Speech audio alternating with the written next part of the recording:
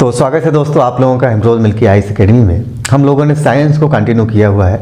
Science में हम लोग बॉटनी पढ़ रहे हैं और बॉटनी में अभी हम लोग शैवालों पे डिस्कशन कर रहे हैं, नहीं एल्गी पे हम लोगों का डिस्कशन चल रहा है। फिजिक्स और केमिस्ट्री को हम लोगों ने एंड कर लिया। लगभग 80 से ज़्यादा क्लासेस हैं फिजिक्स और केमिस्ट्री में।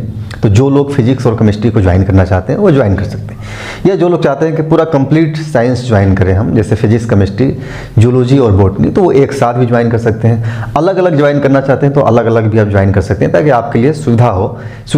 आपकी सुविधा को ध्यान में रखते हुए इस प्रकार का डिवाइडेशन किया जाता है कि आसानी से आप ज्वाइन करिए और आसानी से पढ़ लीजिए। क्योंकि क्लासेस लंबी होती हैं, आपको पता है कि 80, 90, 100 क्लासेस लगभग एक सब्जेक्ट में हमारे होते हैं एक पार्ट में। तो इस वजह से बहुत सारे बच्चे अलग अलग ज्वाइन करना चाहते हैं कि अलग अलग ज्वाइन करेंगे तो ईजी में पढ़ेंगे, एक साथ बर्डन नहीं पड़ेगा उनको फीस देने में भी, और बाकी सुविधाएं भी उन्हें मिल जाती। तो उसी चीज़ को ध्यान में रखते हुए मैंने इसे 2 सेक्शन में बांट दिया है कि फिजिक्स और केमिस्ट्री हम लोगों का एक पूरा सेक्शन अलग होगा और जूलॉजी और बॉटनी पूरा एक सेक्शन हम लोगों का अलग होगा। तो चाहे तो आप एक साथ भी ज्वाइन कर सकते हैं, चाहे तो आप अलग भी ज्वाइन कर सकते हैं। और बेसिकली ये जो क्लासेस चल रही है हमारी सिविल सर्विसेज के अकॉर्डिंग चल रही है। जितना भी चीज़ें हम लोगों ने अभी तक पढ़ा है इस चैनल में वो सिविल सर्विसेज के अकॉर्डिंग ही हम लोगों ने पढ़ा है। सिविल सर्विसेज का मतलब कि हम लोग यूपीएससी और बाकी के जो स्टेट पीसीएस है, यूपी, एमपी, झारखंड, राजस्थान, हरियाणा, छत्तीसगढ़, है ना, इन सब स्टेटों को ध्यान में रखते हुए हमारी क्लासेस चलती हैं। और कई बार हमारे यहाँ का जो है कि मैसेज आते हैं, लड़के कॉल करते हैं कि सर मुझे रेलवे के लिए साइंस पढ़ना है, अभी चल रहा है तो बहुत सारे आए कि सर वनडे एग्जाम के लिए साइंस पढ़ना है। कई सारे वनडे एग्जाम, जैसे छत्तीसगढ़ के कुछ बच्चों ने मैसेज किया कि सर मुझे ये एग्ज़ाम देना है, इसके लिए साइंस पढ़ना है। तो मैं इतना बताता हूँ कि देखो, साइंस जो मैं पढ़ा रहा हूँ वो आपके एग्जाम में भी काम आएगा। ऐसा नहीं कि मैं जो पढ़ा रहा हूँ सिर्फ सिविल सर्विसेज में ही काम आएगा, अदर जगह भी काम आएगा। लेकिन वनडे एग्जाम में जितना मैं पढ़ाता हूँ उतना पढ़ने की ज़रूरत नहीं होती, मैं बहुत ज़्यादा पढ़ाता हूँ। वनडे एग्जाम में मैं 200 सवा 200 लेक्चर में साइंस पूरा कंप्लीट करूंगा आपका चारों सेक्शन, यानी फिजिक्स, केमिस्ट्री, जूलॉजी और बॉटनी। आपको पता है कि वनडे एग्जाम के लिए 200 सवा 200 लेक्चर में पूरा जीएस कंप्लीट करा देते हैं, जिसमें history, polity, economy, geography, environment science सब हो जाता है, उतना में ही कवर हो जाता है। और एक्चुअल में होना भी यही चाहिए कि वनडे एग्जाम के लिए आपको इतना ज़्यादा पढ़ने की ज़रूरत नहीं। हाँ, अगर आप सिविल सर्विसेज दिमाग में रखे हुए हैं कि मुझे सिविल सर्विसेज देना है और आप उतना मेहनत करने के लिए तैयार हैं तो मेरी क्लासेस आपको काम आएगी। अदरवाइज सिर्फ और सिर्फ वनडे के लिए पढ़ना चाहते हैं तो मैं बार बार बोलता हूँ, अपने वीडियो में भी अक्सर मैं बोलता रहता हूँ कि जो एक दिवसीय एग्जाम देने वाले बच्चे हैं वो हमारे क्लास से फ़ायदा तो ले सकते हैं, लेकिन उनको ज्वाइन करने की ज़रूरत इसलिए नहीं है क्योंकि इतना ज़्यादा पढ़ने की ज़रूरत नहीं, उनका टाइम बेकार जाएगा, वो कहीं और देख लिया करें। लेकिन जो लोग सिविल सर्विसेज की तैयारी कर रहे हैं उनके लिए मेरी क्लासेस रामबाण है, उनको पढ़ना ही होगा मेरे यहाँ, तभी जाकर के उनका आगे का रास्ता क्लियर हो पाएगा। और एक बार पढ़ लेंगे तो फिर सारी चीज़ें, सारी समस्याएं उनकी दूर हो जाएंगी, फिर वो अपने पैरों पे खड़ा हो जाएंगे। यही मेरा टारगेट भी होता है। तो चलिए, हम लोग शैवाल पढ़ रहे थे। शैवालों में पिछले लेक्चर में हम लोगों ने देखा था कि लैंगिक जनन कितने प्रकार का होता है, और इसी के साथ शैवालों में जो रिप्रोडक्शन की पूरी जो टॉपिक था उसे हम लोगों ने एंड कर लिया, समझ लिया। आज हम लोग बात करेंगे कि शैवालों में अलग अलग वर्ग होते हैं। जैसे मैंने बताया कि अलग अलग शैवालों को कई वर्गों में बांटा गया है और कई प्रकार के शैवाल होते हैं। इन वर्गों के आधार पर शैवालों को डिवाइड कर दिया गया। जैसे शैवाल कुछ नीले कलर के होते हैं, कुछ भूरे कलर के होते हैं, कुछ पीले कलर के होते हैं, कुछ गोल्डन कलर के होते हैं, ऐसे करके अलग अलग शैवाल होते हैं। तो उसी बेसिस पे शैवालों को अलग अलग वर्ग में डिवाइड कर दिया गया है। यहाँ से भी प्रश्न नॉर्मली कई बार प्रश्न पूछे जाते रहे हैं, तो हम लोग कुछ महत्वपूर्ण जो वर्ग हैं उन वर्गों के बारे में जान लेंगे, उन शैवालों के बारे में, उनकी क्या मुख्य मुख्य विशेषता है, कुछ एग्जाम्पल देख लेंगे ताकि कभी यहाँ से प्रश्न पूछे तो आप इजी वे में हैंडल कर लें। जैसे कि नीलहरी शैवाल की बात कीजिए, यहाँ से खूब प्रश्न पूछा गया है।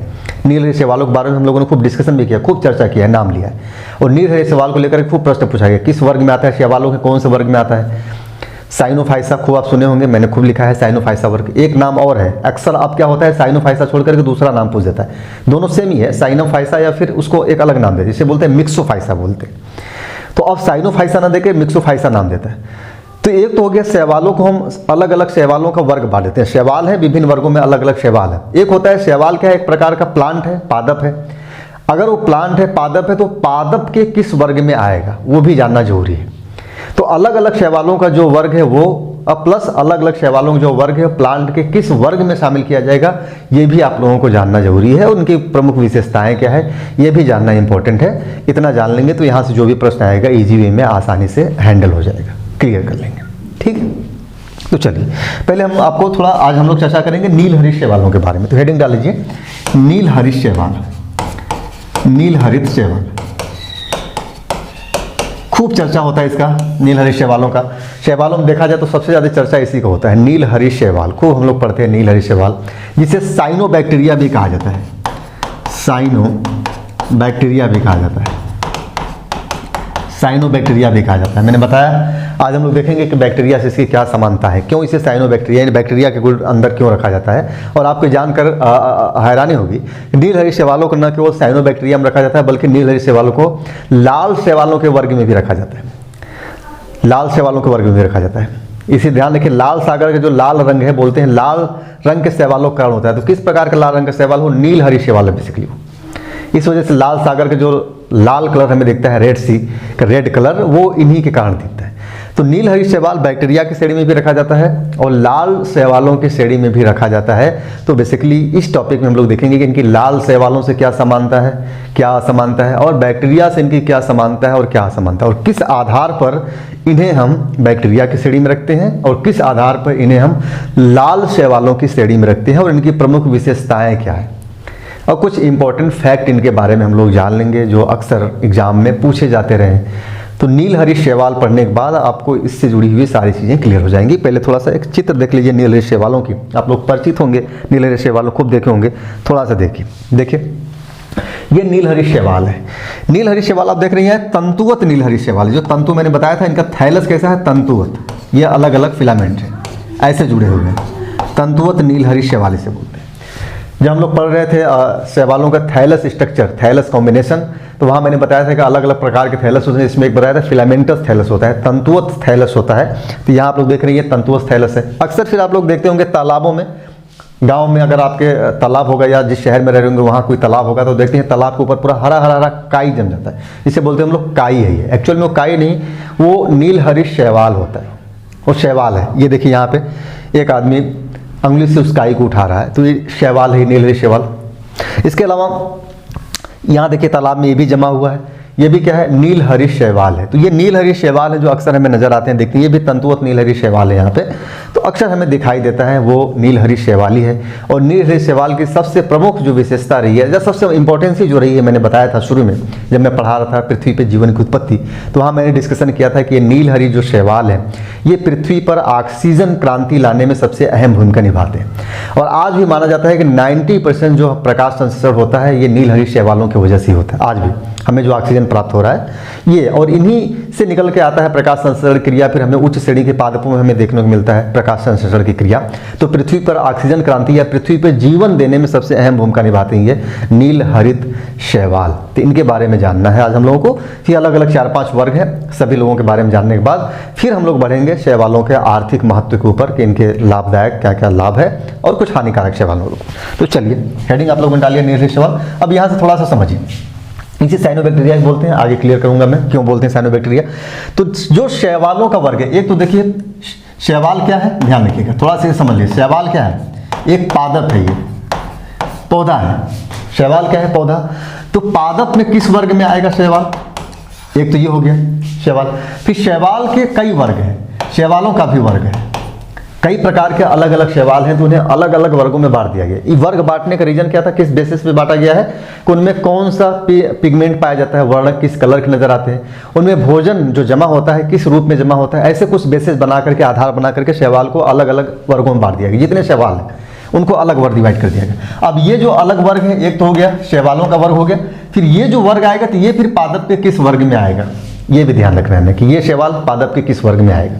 तो जितने शैवाल हैं वो पादप के किसी न किसी वर्ग में आते हैं। प्लस शैवालों का भी अलग अलग वर्ग बटा हुआ है, इस बेसिस पे बटा हुआ है कि शैवाल में संचित भोजन किस रूप में है, उनका कलर, उसमें कौन से जो है कि पिगमेंट पाए जा रहे हैं, वर्ण कौन से पाए जा रहे हैं, भोजन किस आकार में इनमें संचित हो रहा है ना, ये सारी चीज़ें कुछ बेसिस, 3-4 बेसिस बना करके शैवालों को अलग अलग वर्णों में डिवाइड कर दिया गया। तो आपके दिमाग में ये होना चाहिए कि जब हम बात करते हैं अलग अलग नीलहरी शैवाल की बात करेंगे, है ना, साइनोफाइसी, जेंथोफाइसी, अलग अलग जब हम वर्ग की बात करेंगे तो इसका सीधा से मतलब हो गया कि उनके कुछ गुणों के आधार पर इन्हें डिवाइड कर दिया गया कि इस वर्ग में शैवाल आएंगे, इस वर्ग में शैवाल आएंगे। दूसरा, शैवाल भी एक प्रकार का पादप है, पौधा है, तो उसे पौधों में भी एक वर्ग दिया गया है कि ये इस वर्ग में आएगा, तो उसे भी हम लोग समझना। जैसे नीलहरी शैवाल की बात किया जाए तो अगर हम इसे बात करें कि पादप में किस वर्ग में आएगा, पौधों में किस वर्ग में आएगा, पादप जगत के वर्ग की अगर बात करेंगे कि ये आएगा साइनोफाइटा में, साइनोफाइटा वर्ग में। ध्यान रखिएगा, पादप जगत में। शैवालों की बात किया जाए, शैवालों का वर्ग कौन सा होगा इसका, तो इसका होगा साइनोफाइसी, साइनोफाइसी। फाइसी वर्ग होगा। यानी शैवालों के वर्ग की बात करेंगे तो साइनोफाइसी वर्ग में होगा, पादप जगत की बात करेंगे तो साइनोफाइटा में। कंफ्यूज नहीं होना चाहिए। मैंने बताया कि शैवालों का वर्ग बांटा गया, किस आधार पर बांटा गया शैवालों का वर्ग, कि इनमें जो है कि पिगमेंट कौन सा पाया जा रहा है, पिगमेंट यानी कि वर्णक कौन सा वर्णक पाया जा रहा है। पिगमेंटेशन के बारे में मैंने डिस्कशन किया था शैवालों को लेकर के, कि अलग अलग कितने प्रकार के पिगमेंटेशन पाए जाते हैं, वर्णक, जिसके आधार पर शैवालों का रंग निर्धारित होता है, किन कलर के सवाल पिगमेंट के आधार पर बेसिकली। और दूसरा, इनमें जो भोजन जो संचित है वो संचित भोजन किस रूप में संचित हो रहा है। ऐसे कुछ और आधार है, जैसे कोशिका भित्ति को लेकर के आधार बनाया जाता है इसमें, है ना, ऐसे प्रकार के, क्योंकि कोशिका भित्ति के ऊपर आवरण है कि नहीं, श्लेष्म आवरण चढ़ा रहता है कि नहीं चढ़ा रहता है, तो 3-4 आधार बना करके इनके वर्ग डिवाइड कर दिया जाता है। तो उसी वर्ग में साइनोफाइसी वर्ग में नील हरी शैवाल शामिल होता है, और साइनोफाइसी वर्ग को ही मिक्सोफाइसी भी कहा जाता है। तो आजकल साइनोफाइसी की जगह मिक्सोफाइसी लिख करके आता है, तो आपको कंफ्यूज नहीं होना है, मिक्सोफाइसी यही लिख करके आ जाता है। नील हरी शैवाल निम्न में से किस वर्ग में आता है। साइनोफाइसी आपको पढ़ के गए हैं, साइनोफाइसी ऑप्शन में ही नहीं, विकल्प में दे दिया मिक्सोफाइसी, आप कंफ्यूज जाएंगे तब कहाँ रखा जाए। तो मिक्सोफाइसी वर्ग में आता है। शैवालों के वर्ग में कहाँ आएगा, मिक्सोफाइसी। पादप जगत के वर्ग में कहाँ आएगा, साइनोफाइटा के वर्ग में आएगा। ठीक, इतनी चीज ध्यान रखिए। अब आइए लिखिए थोड़ा इसके बारे में, लिखिए साइनोफाइसी या मिक्सोफाइसी, साइनोफाइसी या मिक्सोफाइसी वर्ग के शैवालों में पाए जाने वाले नीले रंग के वर्ण के कारण,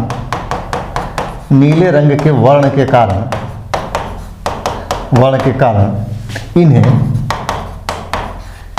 नील हरित शैवाल कहा जाता है। नील हरित शैवाल कहा जाता है, ध्यान रखिए। फाइकोइरिथ्रिन नीले रंग के कारण, मैंने लिखा था पिगमेंटेशन में नीला रंग किस वर्ण के कारण पाया जाता है। तो इन्हें नील हरित, सामान्यतः हरा ही नजर आते हैं। हम लोगों ने देखा कि यहाँ जितने भी शैवाल नजर आ रहे हैं वो क्या है, हरे नजर आ रहे हैं। ये भी ग्रीन नजर आ रहा है, यहाँ भी सब हरा ही नजर आ रहा है। लेकिन इसमें क्या होता है, नीले रंग का वर्ण भी पाया जाता है, इसी वजह से इसे नील हरित शैवाल कह दिया जाता है।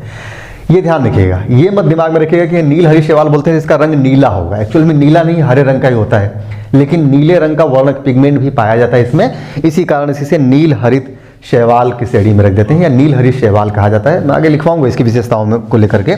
नील हरित शैवाल कहा जाता है, यानी ब्लू ग्रीन एल्गी कहा, कामा लगा के लिखिए। इस शैवाल की संरचना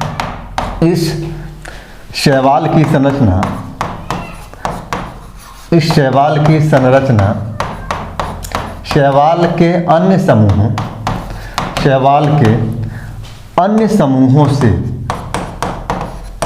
अन्य समूहों से कई स्तर पर भिन्न होता है। शैवाल की अन्य समूहों से कई स्तर पर भिन्न होता है, ध्यान रखिएगा, भिन्न होता है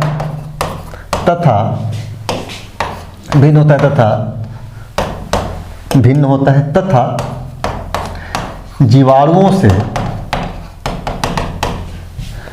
ये कई प्रकार से समानता रखते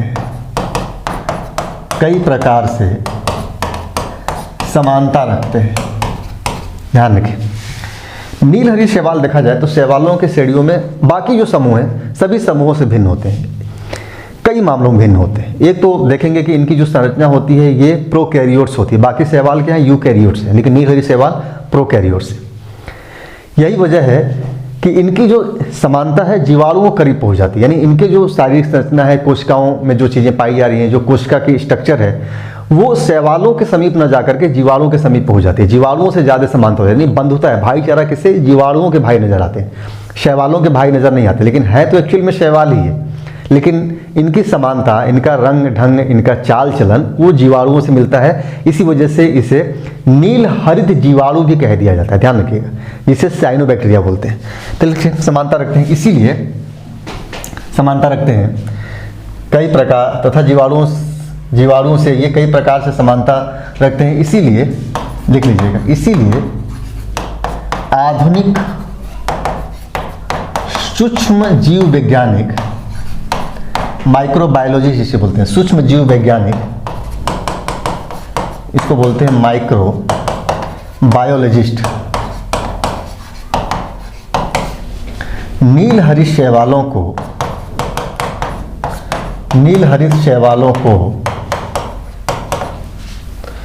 प्रोकैरियोटिक संरचना के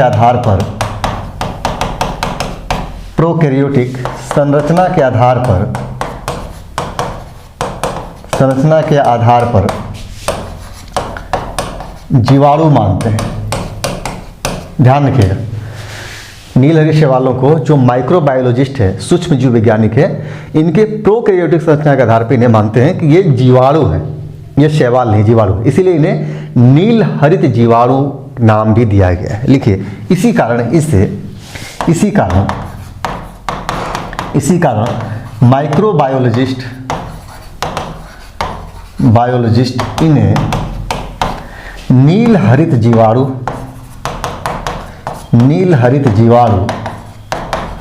या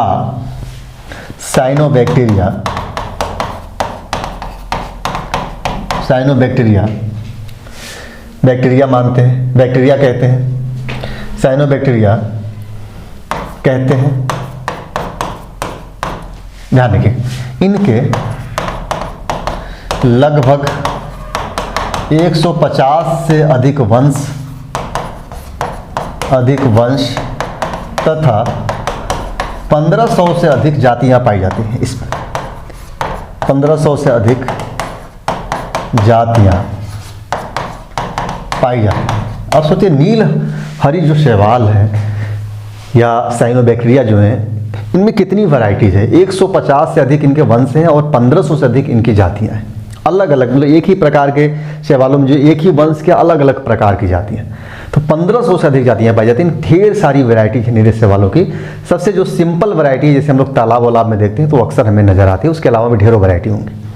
तो ये तो हो गया एक सामान्य परिचय नीलहरित शैवालों के। अभी मैं आगे चर्चा करूंगा नीलहरित शैवालों की। जब जीवाणुओं से समानता लिखाऊंगा तो मैं बताऊंगा कि इनके जीवाणु नामकरण किन लोगों ने दिया, और जीवाणुओं का नामकरण से किसी जीवाणु का नामकरण जब किया जाता है तो कौन करता है, ये भी मैं चर्चा करूंगा, आज बताऊंगा। थोड़ा सा डीप में जाकर के थोड़ा सा जान लीजिए। हालांकि इतना डीप में जाकर के मुझे नहीं लगता कि प्रश्न यूपीएससी या स्टेट पीसीएस पूछे, लेकिन फिर भी आप इतना जानिए, हो सकता है भविष्य में पूछ सकता है। क्योंकि जिस प्रकार से अवेयरनेस बढ़ रही है एग्जाम को लेकर के, क्वेश्चंस को लेकर के, लोग बाकी चीज़ों के बारे में जितना गहराई से जानना शुरू कर दिए, तो इसी तरीके से पैटर्न भी बदलता है क्वेश्चन पूछने का।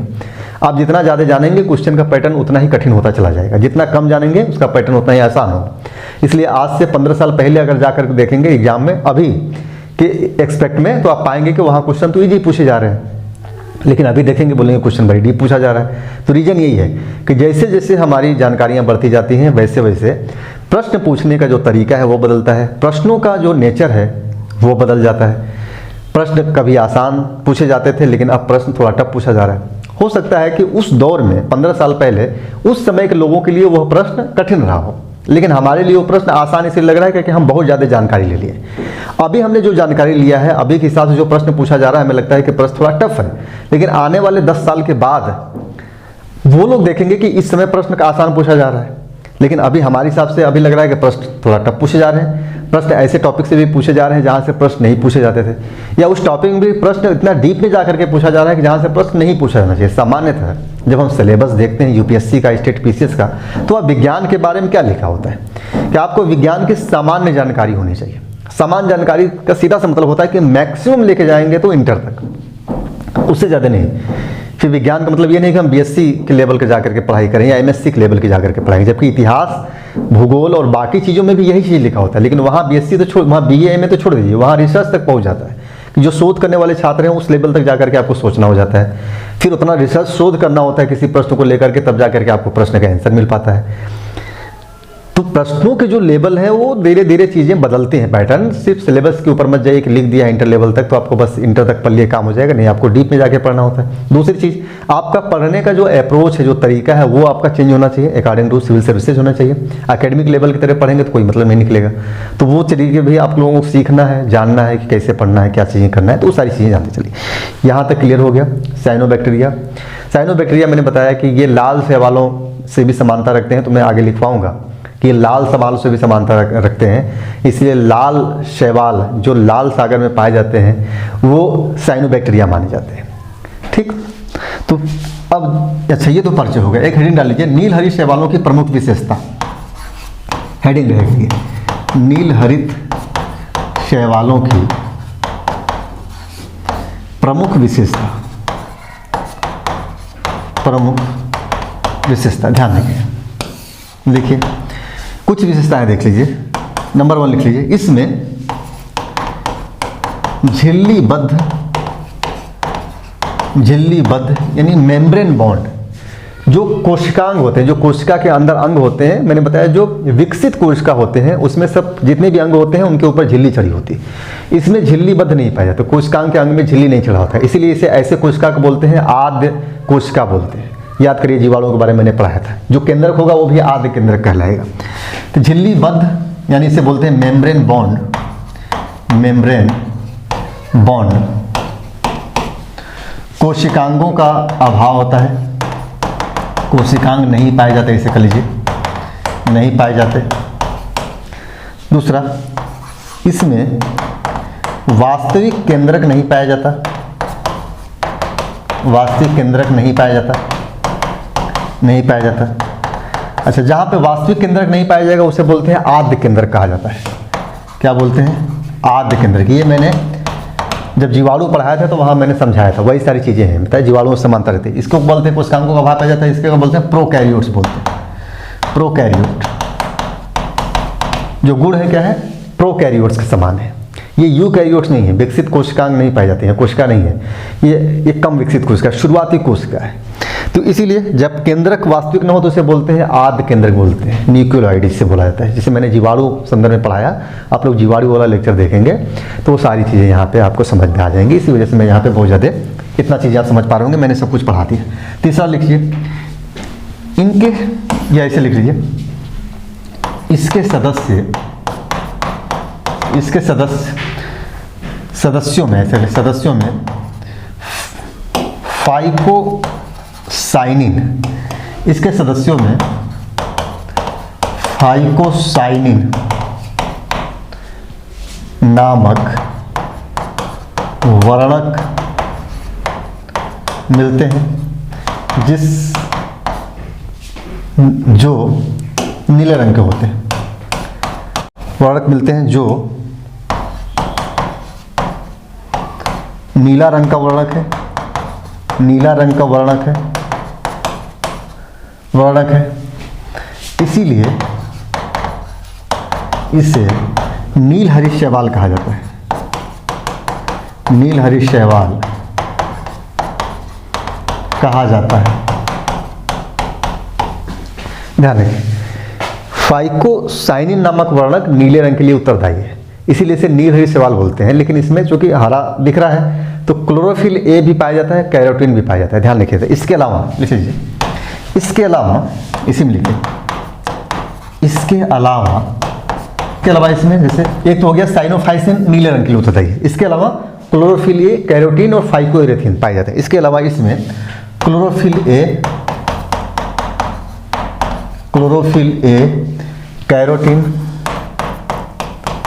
कैरोटीन तथा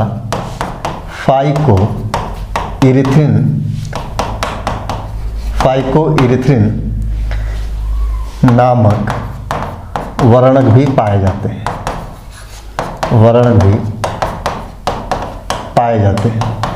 ध्यान रखिएगा। क्लोरोफिल ए, फाइकोइरेथिन और कैरोटीन, ये वर्णक भी पाए जाते हैं इसमें, लेकिन मुख्य वर्णक क्या है? फाइकोसाइनिन, जो नीले रंग के लिए उत्तरदायी है, इसी वजह से नील हरित शैवाल से बोलते हैं। क्लियर है यहाँ पे? इन सब के बारे में जो पिगमेंटेशन है इसके बारे में मैंने पढ़ाया है आप लोगों को, कि शैवालों में पिगमेंटेशन कौन सा किस किस कलर के लिए जिम्मेदार है, वो सारी चीज़ें मैंने बताया है। जो कि नील हरित शैवाल हम लोग पढ़ रहे हैं तो इस वजह से यहाँ पे मैं अलग से इसको लिखा रहा हूँ। और मैंने बताया कि एक तो हो गया वर्ण के आधार पर शैवालों का वर्गीकरण कर देते हैं। इसके अलावा होता है भोजन किस रूप में संचित होता है, ये भी इंपॉर्टेंट है। तो इसमें अगला पॉइंट बना लीजिए, तीसरा हो गया, चौथा पॉइंट बनाइए, लिखिए, इसमें संचित भोजन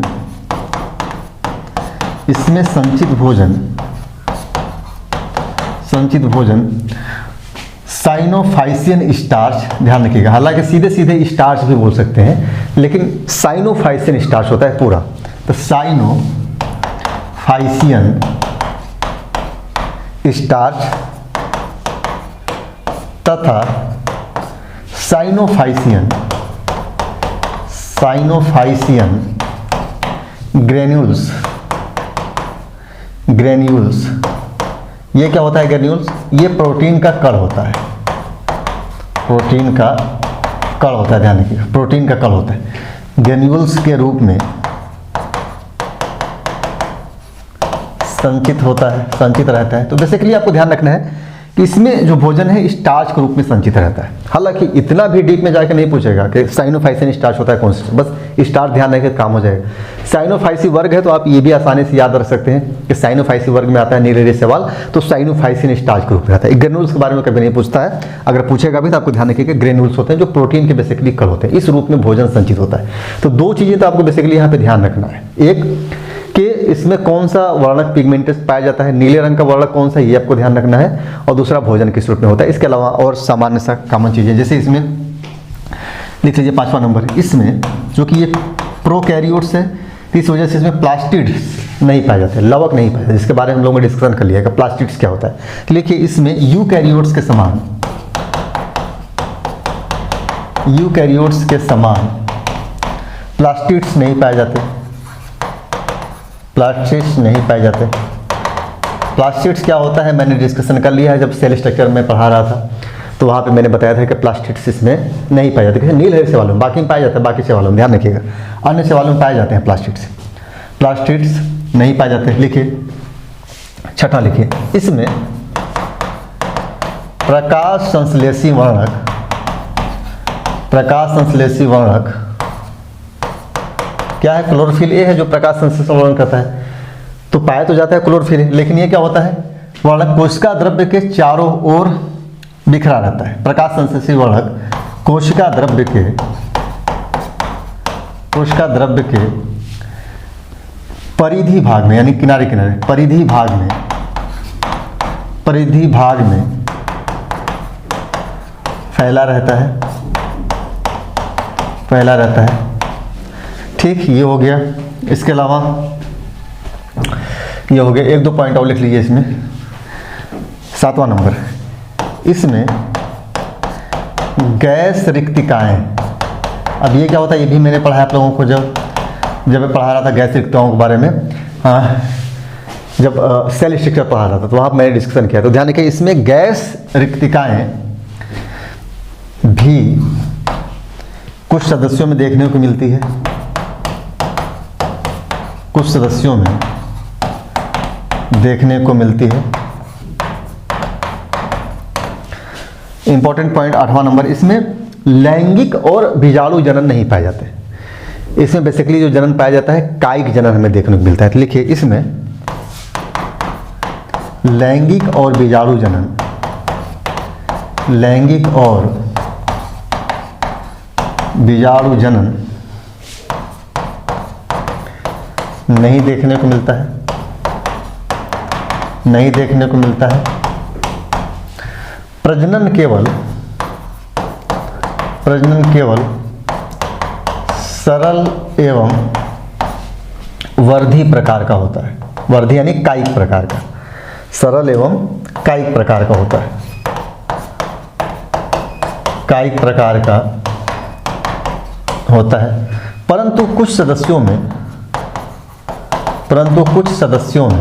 ध्यान रखिएगा, क्योंकि जीवाणु है ये, तो इसमें जेनेटिक रिकॉम्बिनेशन भी देखने को मिलता है, जिसमें आनुवांशिक पुनर्विजन हम लोग बोलते हैं जिसे। तो एक तो समानता देखा जाता है कि यहाँ पे कायिक जनन होता है, जैसे कि जीवाणु में देखा, टूटा जीवाणु 1 से 2 हो गया, यहाँ पे टूटा 1 से 2 हो गया, 2 से 4 हो गया।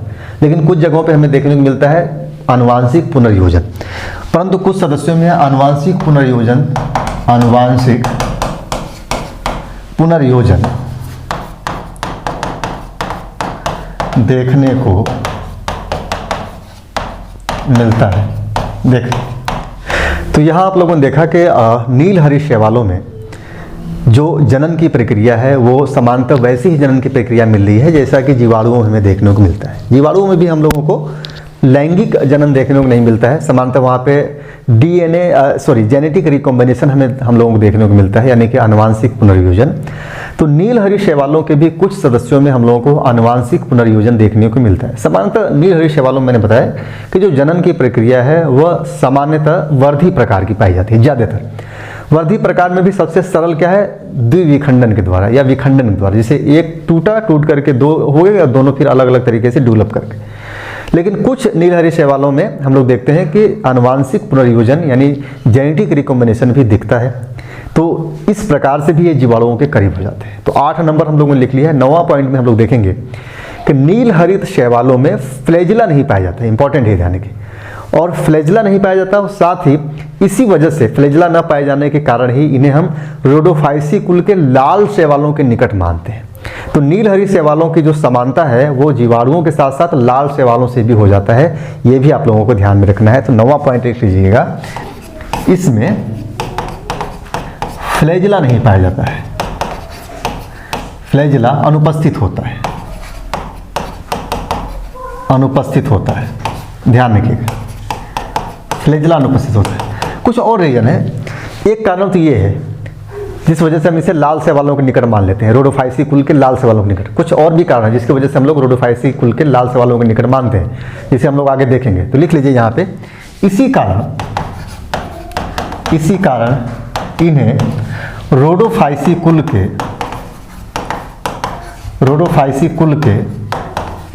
लाल शैवालों से निकट माना जाता है, ध्यान रखिएगा। जबकि जीवाणुओं की अगर हम बात करें तो जीवाणुओं में फ्लैजिला पाया जाता है बैक्टीरिया में, लेकिन यहाँ पे इसमें फ्लैजिला नहीं पाया जाता। तो नीलहरी शैवालों को बैक्टीरिया और लाल शैवाल दोनों के निकट मान लिया जाता है, क्योंकि इसमें दोनों के गुण पाए जाते हैं। तो यहीं से एक प्रश्न बनता है कि फिर लाल शैवालों से इनकी क्या क्या समानताएं हैं, कैसे ये लाल शैवालों के निकट पहुंच जाते हैं। तो अगला हेडिंग डाल लीजिए, नीलहरित शैवालों की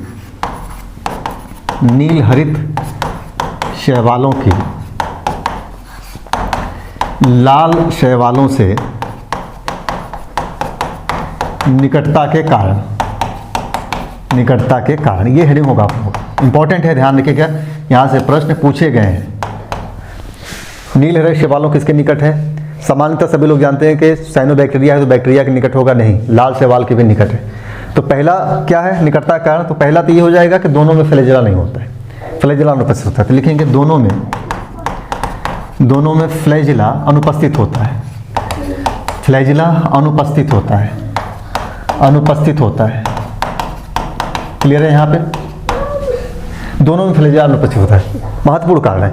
दूसरा महत्वपूर्ण कारण है कि दोनों शैवालों में, जैसे नीलहरित शैवालों हम लोग देख रहे हैं तो उसमें नीले रंग का पिगमेंट पाया जाता है, और नीले रंग के साथ साथ लाल पिगमेंट भी पाया जाता है, फाइकोसाइनिन और फाइकोएरिथ्रिन दोनों पिगमेंट, एक नीला है एक लाल है।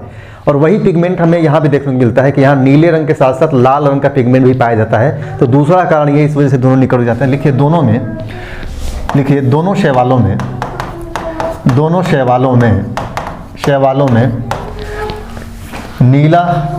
नीले रंग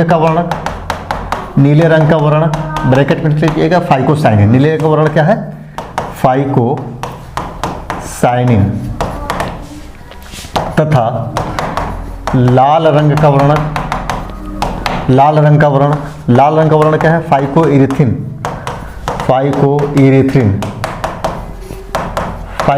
मैंने लिखवाया है।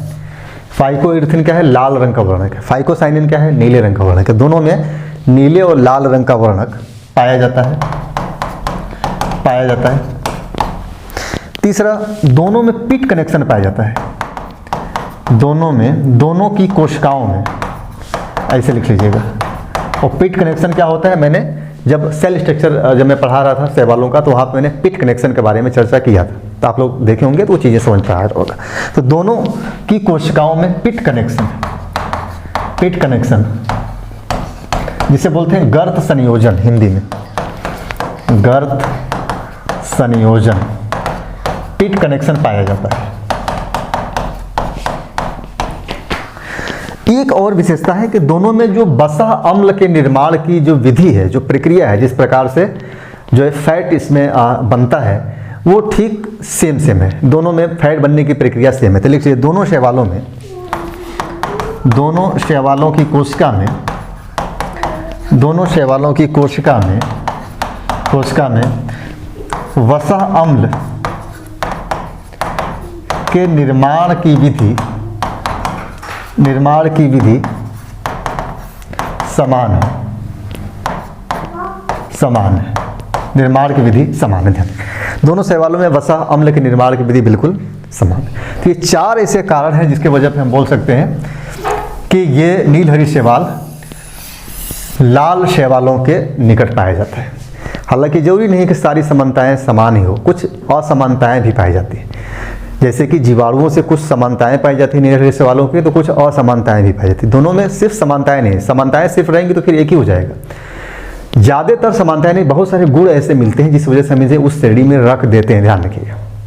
लेकिन बहुत सारे गुण नहीं भी मिलते हैं, जैसे वो चोर चोर मौसेरे भाई, जरूरी नहीं कि दोनों चोर हैं तो दोनों ही खराब होंगे। हो सकता है एक चोर बहुत अच्छा हो, चोरी करके गरीबों में बांटता हो सकता है एक चोर चोरी करके सिर्फ अपने ऊपर उड़ाता हो, लेकिन है तो दोनों चोर। तो चोर होने की वजह से दोनों कह दिया गया चोर, लेकिन गुण देखा जाए तो हर गुण समान नहीं है, सिर्फ एक ही गुण मिल रहा है कि चोर है ये। लेकिन एक गुण ये है कि चोरी करके वो गरीबों में बांट दे रहा है, दूसरा है कि चोरी करके अय्याशी कर रहा है, उसका जाके दारू पी रहा है, बाकी चीज़ें कर रहा है। तो बस वही चीज़ जानने की, यहाँ समानताएं हैं तो कुछ असमानताएं भी होंगी, तो यहाँ पे लिख लीजिए असमानताएं। लिखिए दोनों में असमानताएं, दोनों में असमानता है। दोनों में क्या असमानता है? पहली असमानता ये हो जाएगी कि जहाँ पे नीलहरी शैवालों की जो कोशिका संरचना है वो प्रोकैरियोट्स है, वहीं लाल शैवालों के जो कोशिका का स्ट्रक्चर है वो यूकैरियोट्स होता है। तो लिखिए जहाँ नीलहरित शैवाल की कोशिका संरचना प्रोकैरियोट्स है, वहीं लाल शैवाल की कोशिका संरचना यूकैरियोट्स है। कोशिका संरचना यूकैरियोट्स है। दूसरी चीज हम लोग देख रहे थे, दूसरा अंतर, लाल शैवालों में जो रिप्रोडक्शन है, जनन है, उन्नत किस्म का पाया जाता है, लैंगिक जनन और अलैंगिक जनन दोनों डेवलप्ड है पूरी तरीके से। जबकि नीलहरी शैवालों में जो जनन की प्रक्रिया हम लोग देख रहे थे, सिर्फ वर्धी जनन पाया जा रहा है, लैंगिक जनन वहाँ पाया नहीं जा रहा है। एक तो अंतर ही हो गया। दूसरा चीज, लाल शैवालों में हमें आनुवांशिक पुनर्योजन देखने को नहीं मिलता, जबकि नीलहरी शैवालों में कुछ सदस्यों में हमें आनुवांशिक पुनर्योजन भी देखने को मिलता है। तो दूसरा लिख लीजिए जनन की प्रक्रिया में कि लाल शैवालों में, जहाँ लाल शैवालों में उन्नत यानी एडवांस प्रकार का, उन्नत प्रकार का जनन प्रक्रिया देखने को मिलता है। जैसे इसमें लैंगिक जनन भी उन्नत प्रकार का है, लैंगिक जनन उन्नत प्रकार का मिलता है। वहीं उन्नत प्रकार का मिलता है, वहीं नीलहरित शैवालों में इसका अभाव होता है, नीलहरित शैवालों में लैंगिक जनन हमें देखने को, लैंगिक जनन होता ही नहीं। लैंगिक जनन का मतलब होगा एडवांस प्रकार के जनन, इसको बोलते हैं जब लैंगिक जनन हो रहा है। चौथा हो जाएगा जनन में ही देख लेंगे, जहां नीलहरित शैवालों के कुछ सदस्यों में आनुवांशिक पुनर्योजन, जेनेटिक रिकॉम्बिनेशन, आनुवांशिक पुनर्योजन देखने को मिलता है। वहीं लाल शैवालों में यह नहीं होता। एक और अंतर है कोशिका के स्ट्रक्चर में कि जो नीलहरी शैवाल है उनके कोशिका के ऊपर एक श्लेष्मी आवरण होता है, जबकि लाल शैवालों में इसका अभाव होता है। तो लास्ट लिख लीजिए कि जहां नीलहरित शैवालों की कोशिका भित्ति के बाहर एक श्लेष्मी आवरण देखने को मिलता है, श्लेष्मी आवरण पाया जाता है, ऐसे कह लीजिए पाया जाता है। वहीं लाल शैवालों में इसका अभाव होता है, लाल शैवालों में इसका अभाव होता है। यानी कोशिका भित्ति है, कोशिका भित्ति के ऊपर एक आवरण देखने को मिलता है, इसे बोलते हैं श्लेष्मी आवरण। लाल शैवालों में यह आवरण देखने को नहीं मिलता है। तो यहाँ तक तो हो गया नील हरित शैवाल और लाल शैवालों में क्या समानता है और क्या असमानता है। नेक्स्ट लेक्चर में हम लोग देख लेंगे नील हरित शैवाल और जीवाणुओं में क्या समानताएं हैं, क्या असमानताएं हैं। साथ ही हम लोग थोड़ा और डीप में जाएंगे, देखेंगे कि नील हरित शैवालों को साइनोबैक्टीरिया का नामकरण किसके द्वारा दिया गया है। जो जीवाणु वगैरह हैं, तो जीवाणुओं का नामकरण करने वाली एक संस्था है जो नामकरण करती है जीवाणुओं का, कि ये नाम होगा, ये नाम होगा। साइनोबैक्टीरिया क्यों नाम दिया गया, मतलब किस वजह से साइनोबैक्टीरिया या किसने नाम रखा, तो वो एक संस्था होती है, वो तय करती है कि इसका नाम क्या होगा। तो वहाँ होता है साइनोबैक्टीरिया, इसका नाम होगा। तो वहाँ हम लोग देखेंगे जीवाणुओं से समानता, असमानता, कुछ इंपॉर्टेंट तथ्य के बारे में देख लेंगे। 30-35 मिनट का लेक्चर होगा नेक्स्ट वाला, तो वहाँ हम लोग इसको एंड करेंगे। चलिए फिर मिलते हैं नेक्स्ट लेक्चर में, तब तक